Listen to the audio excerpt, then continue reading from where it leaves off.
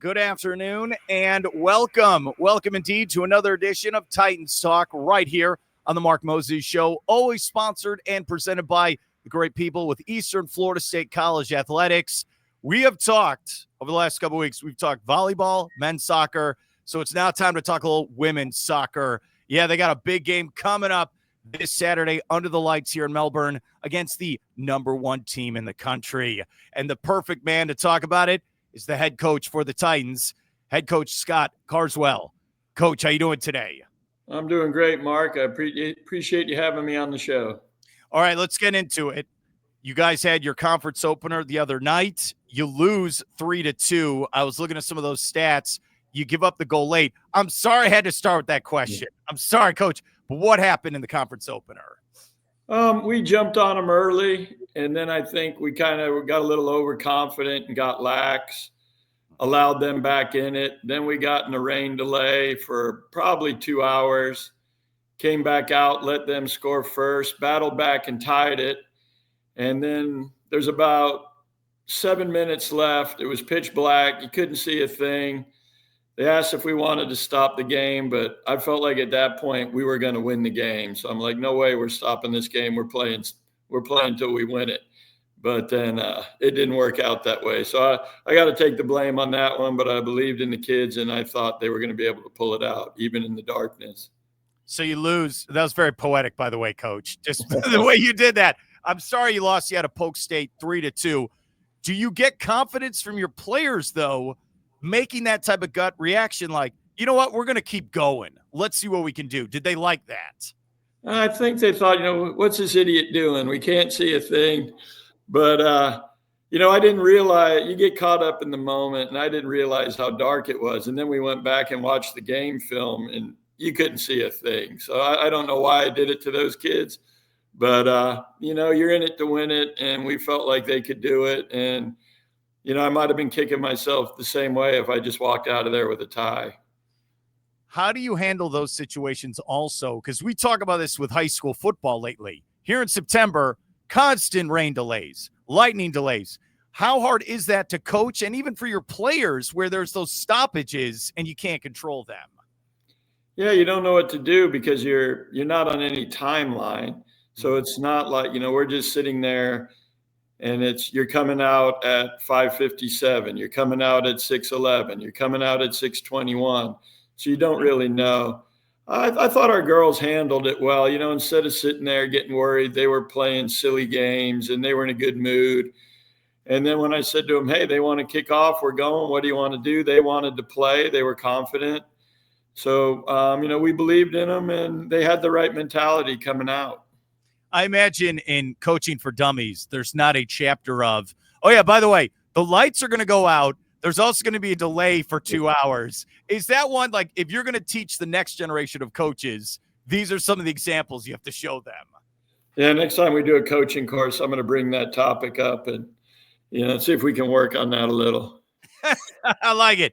Tell us about then coming up this Saturday night under the lights that will be on 7:00 there on the campus of Eastern Florida.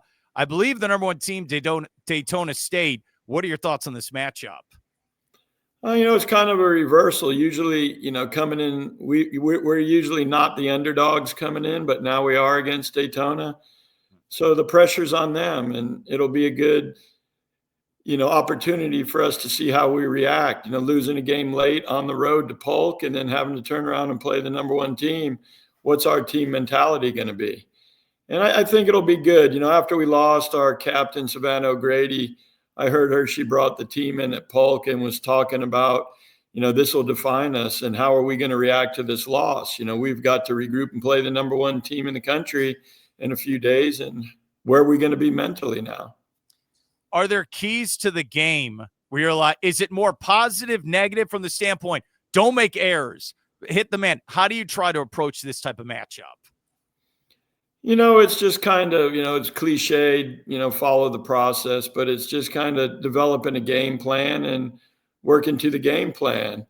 And then, as you mentioned earlier, sometimes things happen, you never know, and you got to try to adapt on the fly the best you can. Let's go back then, since it's such an early here in the season. when you got to fall camp practice, you got the student athletes back on campus. What were some of the things you wanted to accomplish in fall camp to get your team ready for the new season? I think mostly it was, team culture. Last year, we were coming off, for us as a coaching staff, 5 straight Final Fours. And then going back to Jeff, I think we'd been to the Final Four as a program 7 years in a row. And then last year, we didn't even qualify for nationals. So it's like, what do we got to do to get back on track? What does the mentality have to be? What are the standards, the work ethic, all that kind of things? Do you feel like that takes time? Like you can't just judge it after 2 matches, that maybe it takes a couple times with teams you have? Yeah, that's a great point, Mark, because, we had a high turnover, so we had a lot of new players in.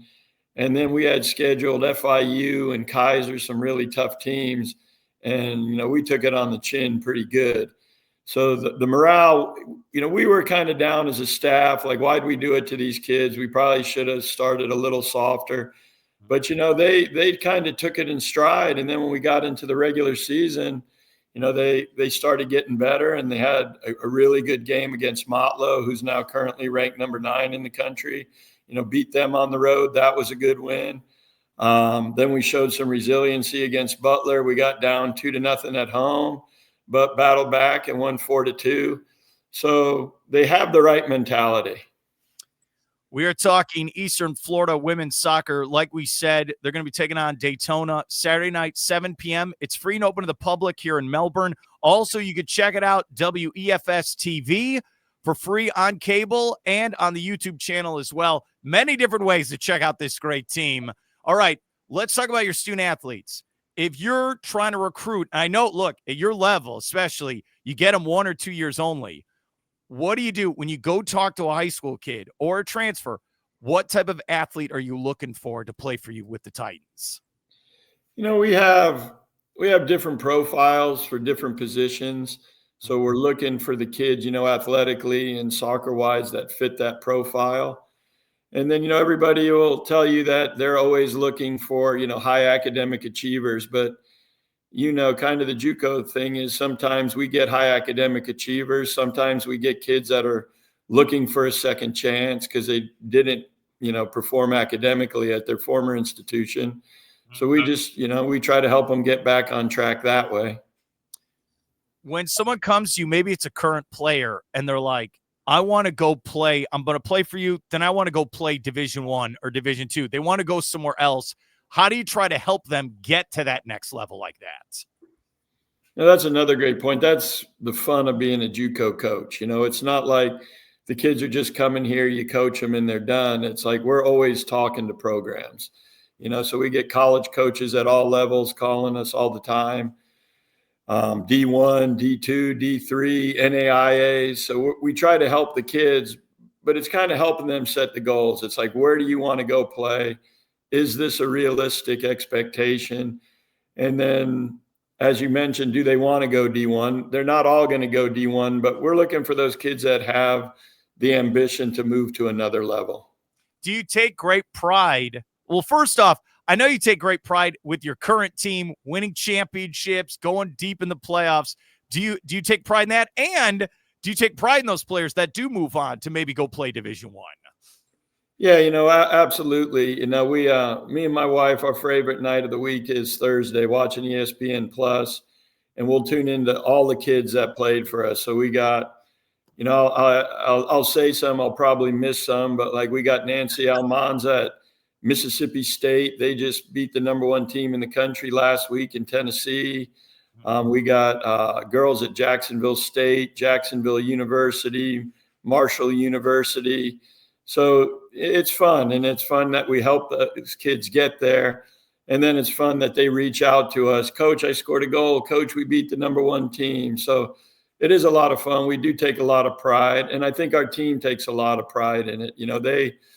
They have the ESPN app, and they're tuning into the games to watch their former players and cheer them on. Isn't that really cool, Coach, with technology that we now could just watch every game? Because growing up, this was not a thing. Isn't that awesome? Yeah, it's a great thing for sure. Does it help you with recruiting as well, where recruits can just, here's it on Twitter. Here's all my highlights. Is that with recruiting, is it pretty remarkable what you can do now to see different recruits? Yeah, because we can look at the recruits, and then we have computer programs that have like different soccer games from the different universities. So if a kid comes in and says, Coach, I think I can play midfielder at this institution, then we pull up that team. We look at the stats for that midfielder and say, all right, this is what you got to do if you want to play here. That's really cool. All right, let's talk about you. I know you're ready for this. All right, so Coach, you've been here a long time here on the Space Coast, but where are you from originally? I was born in New York, but essentially lived my whole life here on Merritt Island. Okay, so did you play soccer growing up as well? Yeah, there was no soccer when we started, but my father and mother and some other people helped to start a league, and then they worked to get it into the high schools. So played soccer in high school here, and then went over, played at UCF under, Jim Rudy and Coach Bill Barker. So had a great opportunity there, and then came back and started coaching in the high schools here in Brevard. Okay, when you were playing in high school and at UCF, as you're saying, did you ever think you'd be a head coach one day? Was that part of the plan? I think so, because when I grew up, my father was huge into coaches. And, growing up, I knew all the coaches who were at Merritt Island High School, and, Coach Odom and, Eddie Feely, and then Coach Hodge, and then all the different coaches that have done a great job there. My dad was always, kind of getting me into that. And we followed those coaches. And then he was actually the first women's coach at Merritt Island. So there were some people in between, but it was kind of neat that, he started there, and then I got to coach there as well. All right. I'll put you on the spot then, Coach. What was the first job where you were the head coach and you got paid to do it? Like, this is for real. What was the first one? It was down there at Oak Alley High School. What year was this? Oh, gosh. That was probably 1992, 93. All right. Does that team have – I know you love all your teams, but does that first team, does that have a special place in your heart, that first one you did? Yeah, because I'll kind of throw them under the bus without throwing them under the bus. But okay, we weren't very good then. And when we play for championships and to win games, that team played to not be mercy ruled. And they never got mercy ruled the whole time we were there. And we weren't good, and we'd be losing a game with 10 minutes left. And if we gave up one goal, the game was over.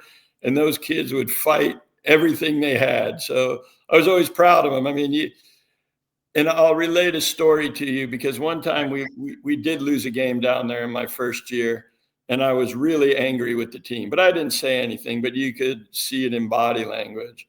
And my dad said, "Why are you so mad?" And I'm like, "Well, we lost the game." He said, "Well, you mad at Willie?" I'm like, "No." He's like, "You mad at Ashley?" "No." "You mad at Jeanette?" "No." "You mad at Kim?" So here you are, proud of these girls and the effort they put in, but you walked away from it with negative body language, and they all read your body language and thought you were disappointed in them. You need to tell them how proud you are of the effort they gave.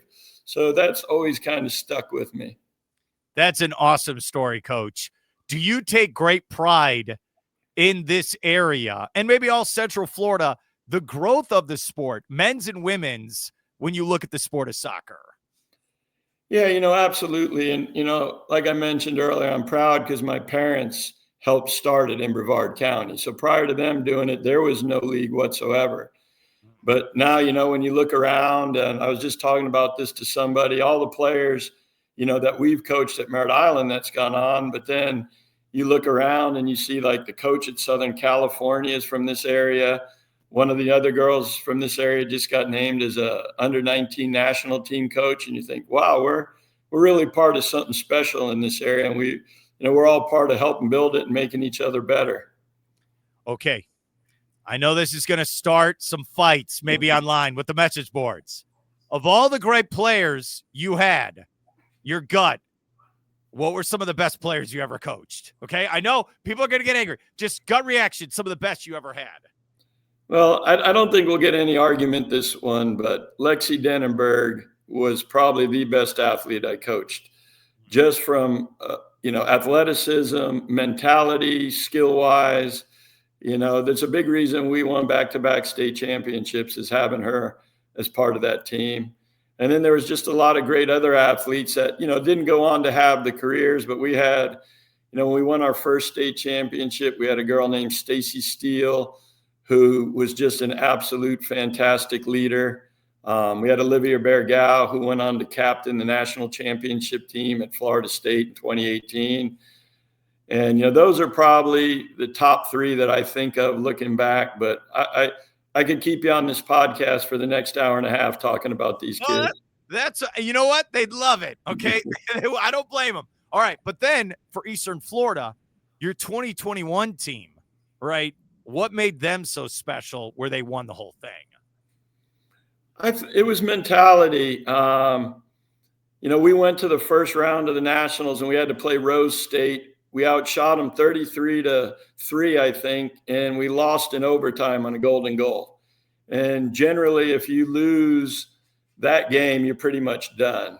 So I was at an all-time low. I stayed in the hotel to scout for the next games. The team came back home, and then we were to practice the day after. And I thought the situation was going to be down.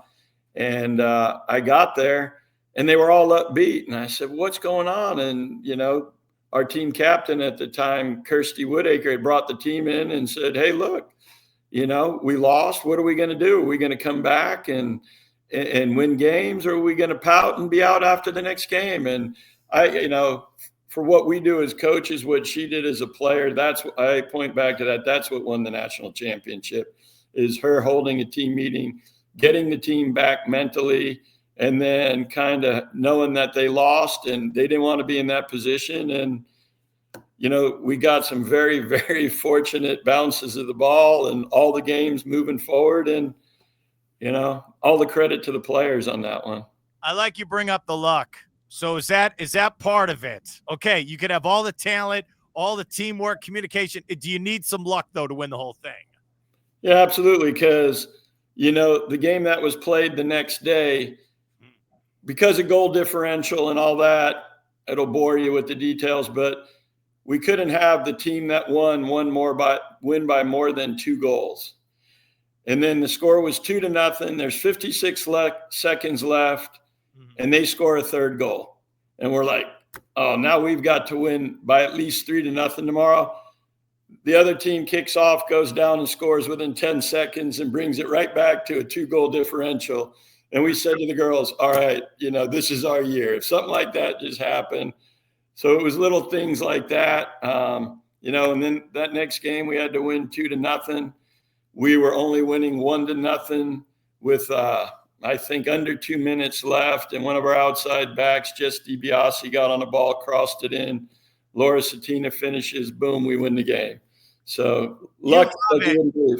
You love it, Coach. Do you love this like high blood pressure moments? I know you do. Yeah, I love it. Yeah. You really do. All right, final question for Coach. All right. Who are your favorite players, you personally, that you're like, yeah, this is my guy? Like for the like, you kids out, Lionel Messi's my guy. Who's your guy, Coach? Well, currently right now, my guy is Erling Haaland, playing at Manchester City in Norway. We love watching highlights of that guy. Why don't you have the hair like him? Come on, Coach. You should grow it. I would take relentless making fun of by the team if I showed up with that. You show with that blonde hair? Oh, man. Yeah.